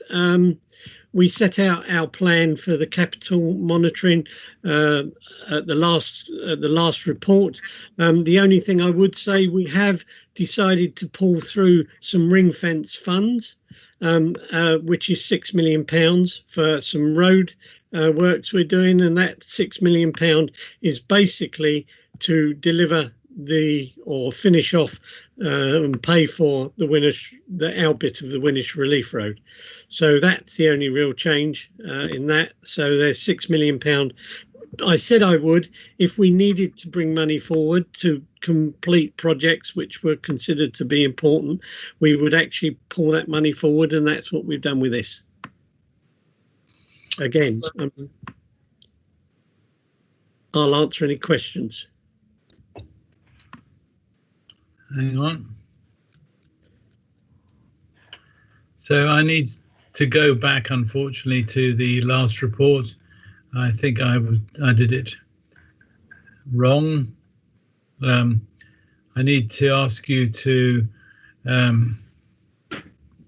specifically note the significant financial impact of COVID-19 as illustrated by the executive summary, and note that any unfunded additional responsibilities falling on the council as a result of further lockdown measures are not included in the 2020-21 forecast. I think John covered that. To the overall forecast, the current position, the general fund revenue budget, the HRA and dedicated school grant is illustrated in the executive summary as the appendices and test report. The recent announcement from the Prime Minister confirmed that there would be a further package of support for local government of around £1 billion. Further details of this funding will be confirmed shortly, and any income related from this is currently not factored in the figures. And the last recommendation, which we need to note on the revenue, is that on the 22nd of September, the council were allocated 55,000 from local government compliance and enforcement grant. Any income related expenditure from this is currently not factored in the figures. So having read that, is everybody still happy? Those against or abstaining, please put up their hands. No? Okay, that's smashing.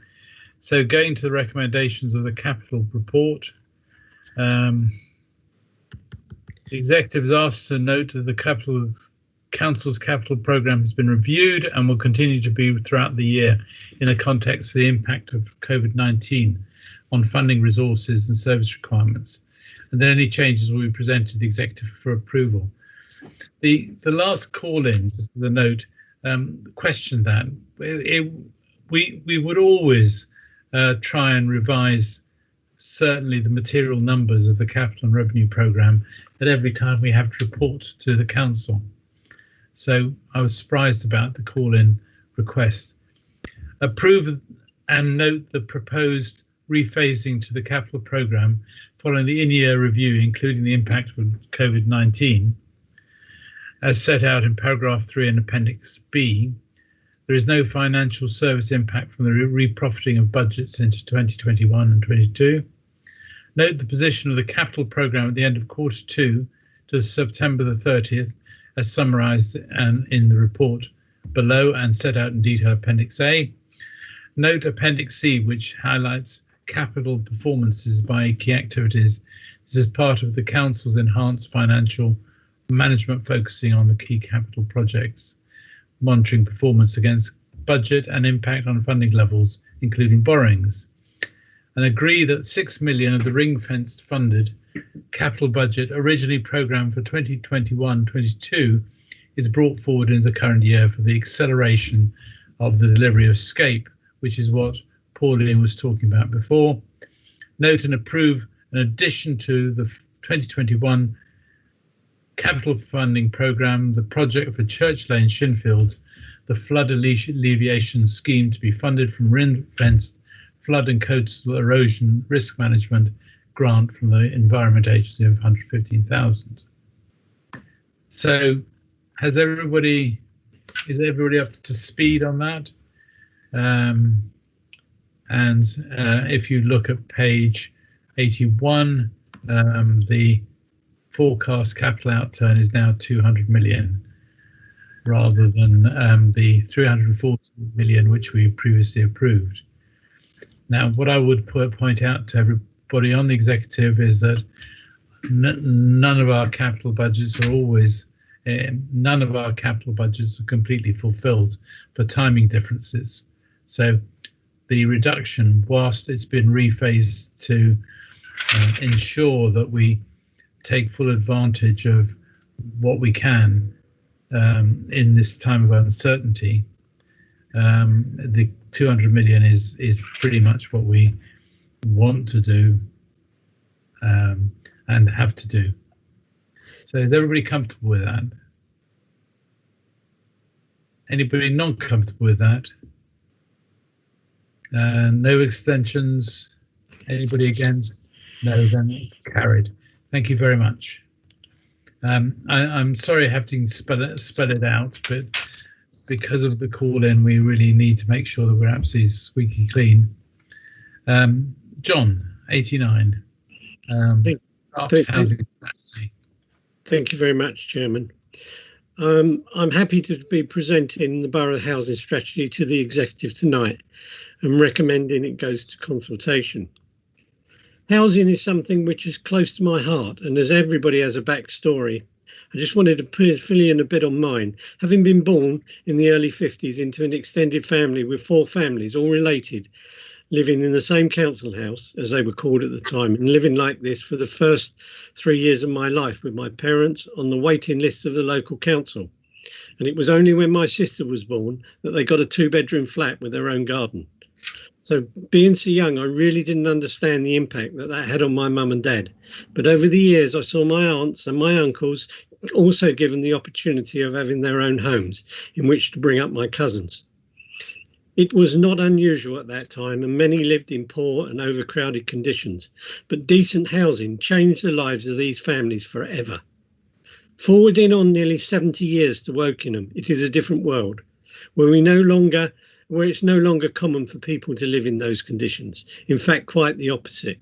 We have driven down the number of homeless in the borough. We have no rough sleepers. Our housing waiting list is the lowest of our neighbours, with the number of people with real need being matched by the number of affordable homes we have built over the last few years. Our current Band 1 stands at 155 and Band 2 at 104. I understand, though, it doesn't matter what the percentages are. If you're homeless, you're 100% homeless. We have also developed our own housing companies, which have delivered affordable housing across the borough, and we are engaged at the moment in our most ambitious project to date, a £100 million scheme, the delivery of new homes on Gorse Ride. And to top it all, we have made a profit with our housing companies rather than cost the council, profit which can be reinvested in the important services that the council provide. Good quality homes give more to residents than somewhere to live. It creates an environment to bring up children, brings stability to their lives, and helps to avoid poverty. I also wanted to talk about the impact that COVID has had over the last 6 months. And although it's referenced in the paper, it is really difficult to ascertain the long-term problem it may leave us with. But rest assured, we are dealing with short-term issues as they arise. So hopefully, we should help residents avoid any long-term impacts. I will continue to work with my colleagues and officers to eradicate true homelessness in the borough and look to improve the lifestyle for those most vulnerable. This includes areas such as expanding council tax discounts, and we have no rough sleepers on our street, and it should be beholding of all of us to ensure that this is continued. There was something I saw the other day in which I was accused of being shamed into doing something for the council taxpayer.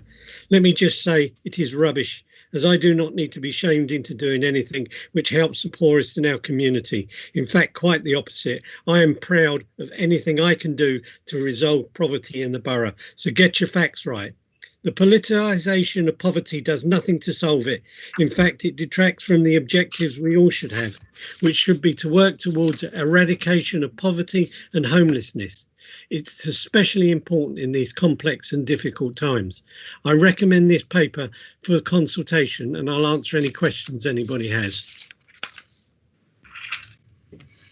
Could I say, on behalf of myself and the borough, how proud I am of the work that you've done and Graham's done over the last 2 years. The homelessness figure has reduced dramatically, and the last work we've done on the rough sleepers has been absolutely exemplary. I'm really proud to be associated with you in this work, John. Thank you. Thank you, Chairman. Any other questions? No? Yes. Pauline, sorry. It's all right. Thank you very much, John. It's great to see this this strategy. I wonder if you could give us a little bit of an update on what's happening in the new housing association, council housing that you're building in the new estates, please. We're adopting a policy, Pauline, wherever we possibly can, is that we realise that houses need to be delivered quickly, and we understand the limitations of what we do as a housing company. So we're getting as many homes delivered by developers at the moment as we possibly can. but we're also working on existing projects, and we are committed, on top of the homes the developers are actually delivering, we are committed over the next 4 years to deliver 1,000 homes. And I can tell you we have plans at the moment which look like 12 or 1,300 homes. Some of those will come to fruition and some of them won't. As I say, our most ambitious project at the moment is Gorse Ride, where we're building 240 homes, where there was 160 homes. And we're giving everybody the right to come back to live in one of these new homes. So I think that once we've got that under our belt and we're confident, we will be going forward. The other thing is, obviously, with commercial investments, the number of commercial investments available has reduced significantly, and the risk obviously can go up. So what we're going to be looking at using some of that money to invest in homes that we can deliver for affordable homes in the borough for people who need them. Thank you. Can I just clarify, is that 1,000 extra houses a mixture of affordable and social housing built by the council for its own tenants? Yes, it is. That's fantastic. Thank you very much. So there's a question I was going to ask. We inherited how many council homes and or social homes, and we'll be left with how many social homes after the strategy? Well, as far as social homes are concerned, I'm hoping that by the end of the strategy, we will have on our books around about 3,000. When I picked it up, I think we had about 2,400, 2,000. But again, what we will be doing, we will be looking to purchase homes to actually put in the HRA, because again, there's money in the HRA. We have the ability to borrow that money. We have the headroom there, and we will be looking to do that. So we should end up with about 4,000, correct? No, we'll have about 3,000 homes. But remember, John, we're talking about two separate things here. There's affordable and social. Now, not everybody wants social. In fact, an awful lot of the people that are on our housing waiting list actually opt to look at shared equity. Now, not everybody can afford that, but because our shared equity is quite generous in the way it works, it does allow other people to look at it who wouldn't normally have been able to buy a house in the borough.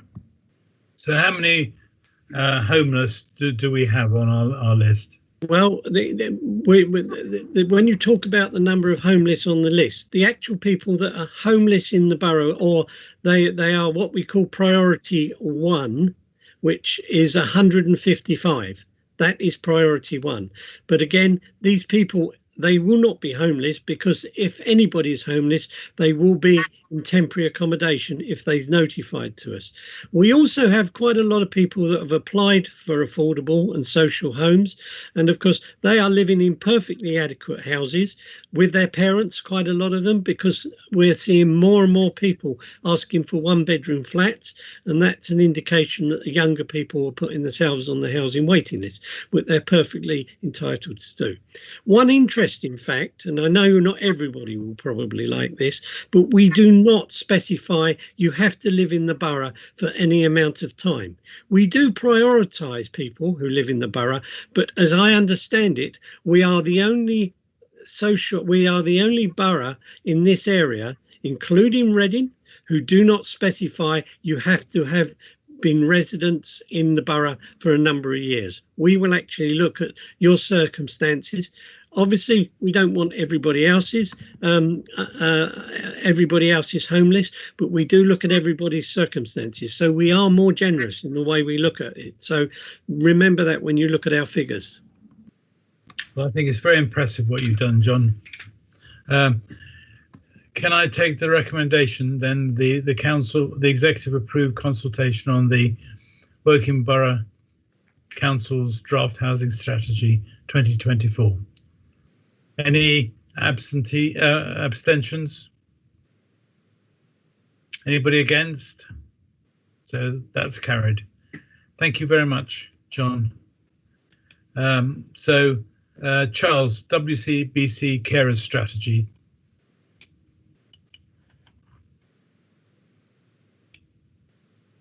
You're muted, Charles.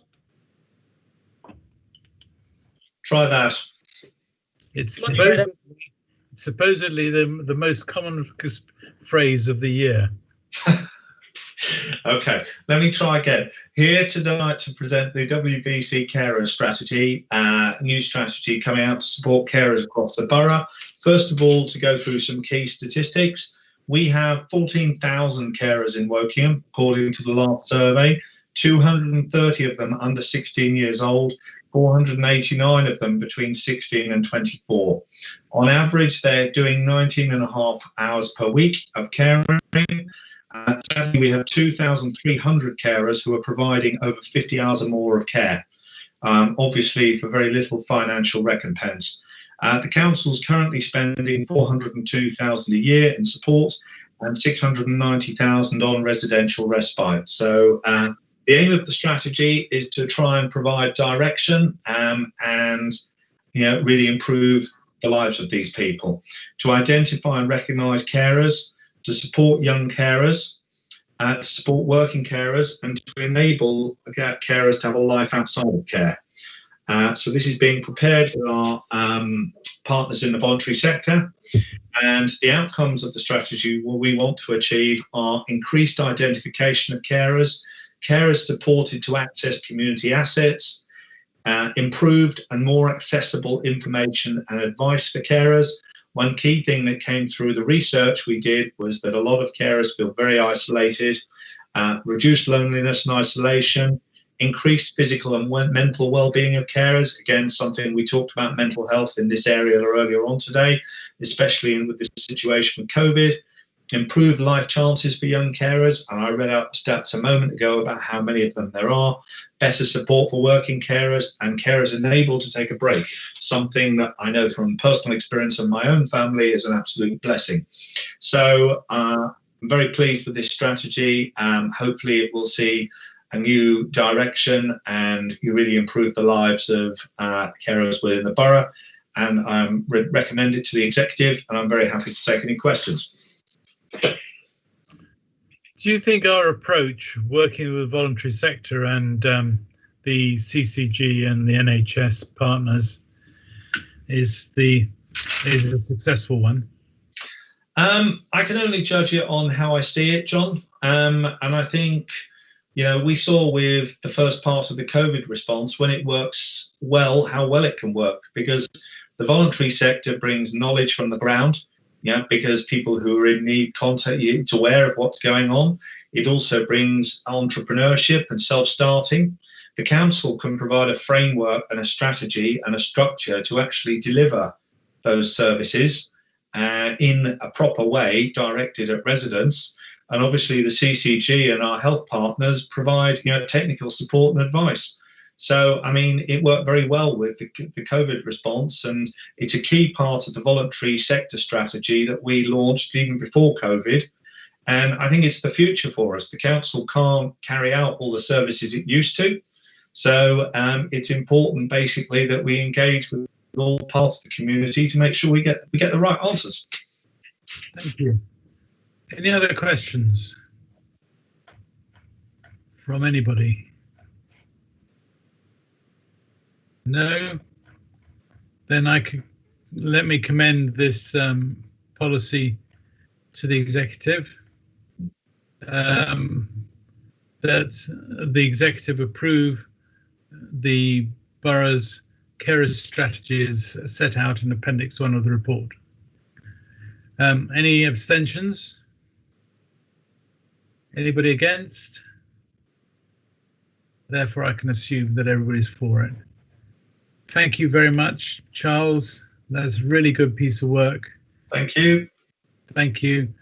And with that, I think we've got through the business of the night. Thank you very much, and good night. Good night, John. Good night. Good night. Good night, Chairman.